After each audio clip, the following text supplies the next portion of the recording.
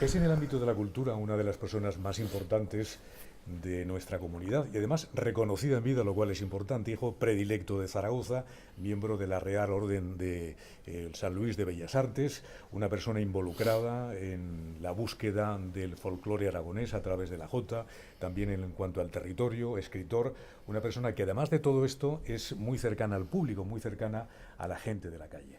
José Luis Melero, ¿qué tal? ¿Qué tal, ¿Cómo Paco? estás? Encantado de estar contigo.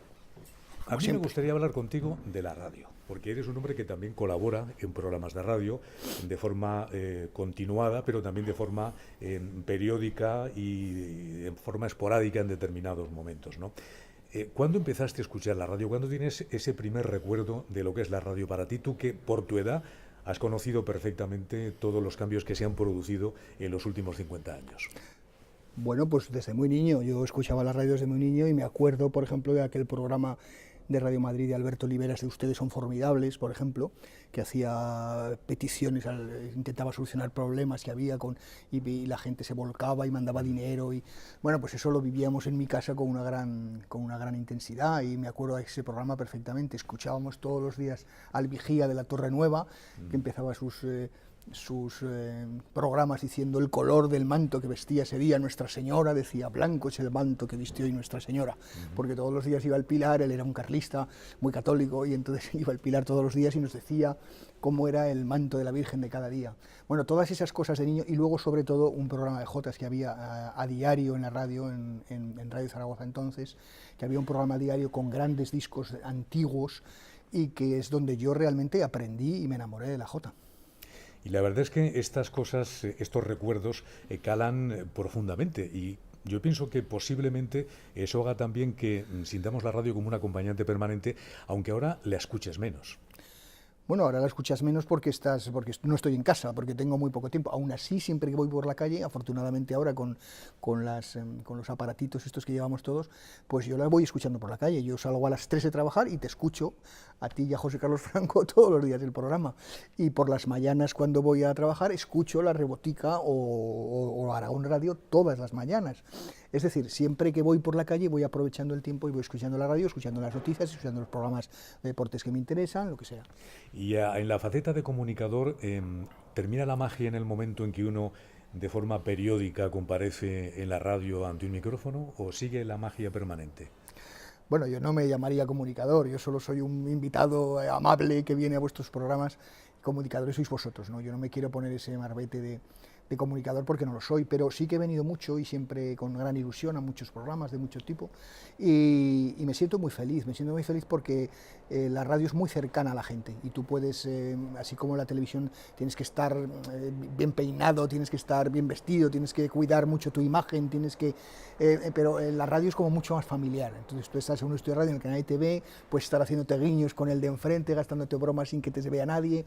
Tiene un toque especial la radio que la hace muy próxima al ciudadano y que te hace estar muy relajado en los estudios, muy relajado, cosa que a lo mejor en otros medios estás menos relajado. Igual esa relajación ha hecho que hayas tenido alguna anécdota divertida en ese sentido, algún micrófono que se queda abierto, alguna cosa que se dice que no se tiene que decir. Sí, sí, muchas veces me ha pasado eso, muchas veces en una tertulia que teníamos con Miguel Mena, pues que íbamos Antón Castro y yo con Víctor Juan, pues sí, ahí nos han pasado anécdotas de que a lo mejor pues decíamos cosas que no teníamos que haber dicho, que nos equivocábamos en el día, porque claro, lo grabábamos antes a lo mejor, y sobre todo acordaros que tenéis que decir que hoy vamos, y entonces claro, como hoy no era, pues luego te equivocabas, en fin, sí, hay muchas anécdotas, claro.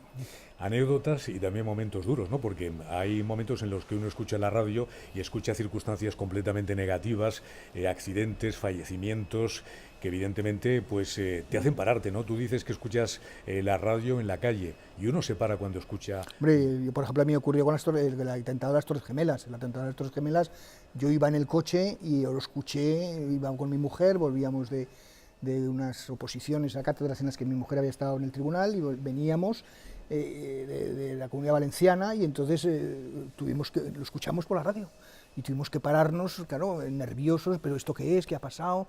Vamos a buscar un bar de carretera donde haya una televisión, en fin, pero por ejemplo lo escuchamos por la radio y nos hizo parar, efectivamente. La radio está cambiando muchísimo. Lo malo de la radio es que ya no es tan directa y tan rápida, porque están las redes sociales y está Twitter y está Facebook y están Instagram y Internet, en definitiva, pero quizás lo que tenga la radio es la comunicación, la voz de la persona que está hablando al otro lado del micrófono. Claro, claro, eso es incomparable. En las redes sociales puedes leer, pero nunca no escuchas al comunicador como lo escuchas en la radio, al profesional que te habla con una voz que te envuelve, ¿no? Porque, claro, vosotros tenéis todos unas voces muy bonitas, claro, los locutores de radio habéis tenido siempre unas voces espectacularmente hermosas, y eso también llega mucho a la gente. ¿Qué es lo que le falta ahora mismo a la radio? Porque ahora la radio creo que es demasiado informativa, ¿no? Falta otro tipo de cosas, como mayor interpretación, lo que son las radionovelas.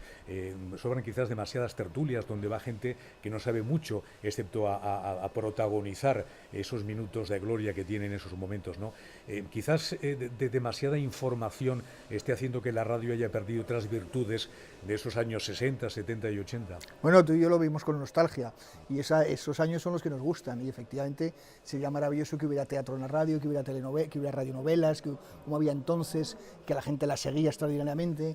Pero claro, yo no sé si eso ahora, ese modelo funcionaría, yo no, como tal y como vive la gente, la prisa diaria, yo no sé si ese modelo funcionaría. Quizás la radio debería probarlo, al menos, ¿no? Han vuelto los discos de vinilo y se ven más incluso. Es verdad, o sea, pues por eso, vuelve lo retro, ahora podían volverlas. Y en televisión, fíjate cómo funcionan las telenovelas, ¿no? Porque no van a funcionar, por ejemplo, en la radio unas buenas radionovelas, ¿no? Pues podrían funcionar perfectamente. O teatro leído, por ejemplo, que ha sido una cosa que se ha hecho mucho y que es verdaderamente extraordinario. Y serviría mucho para que la gente conociera a nuestros escritores, etcétera. Ya por último, José Luis Melero, si fueras director de un programa de radio, ¿qué programa de radio querrías presentar? Querría presentar un programa de radio en el que el Zaragoza jugara la final de la Champions. Eso es lo que a mí me gustaría. Me gustaría ser el presentador de un programa de radio contigo mano a mano en el que el Zaragoza jugara la final de la Champions. Independientemente de esa posibilidad que parece poco... remota. Exactamente, muy remota y poco accesible. ¿Qué harías? ¿Una tertulia con escritores? ¿Harías un programa leyendo algunas obras? ¿Propondrías que los oyentes mandasen alguna cosa escrita? Bueno, no, que mandasen cosas escritas no. Yo lo que propondría sería así un programa cultural de alto nivel en el cual pues se estudiara a nuestros autores, repasara la vida de los aragoneses más ilustres, un programa de biografías. A mí me gustaría mucho, creo que esa es una idea que está sin hacer, es decir, hacer un programa de biografías de aragoneses ilustres. Y entonces pues contar la vida de esos aragoneses, cada día media horita hablando de uno. ¿Y un programa de Jota? Hombre, un programa de Jota, por supuesto, claro, eso sería precioso. Eso sería precioso. Traer a cantadores, por ejemplo, que eso sería muy bonito, que los cantadores seguro que estaban dispuestos, y hacer un repaso histórico, por ejemplo, por la Jota aragonesa desde el siglo XIX, con estilos, con cantadores.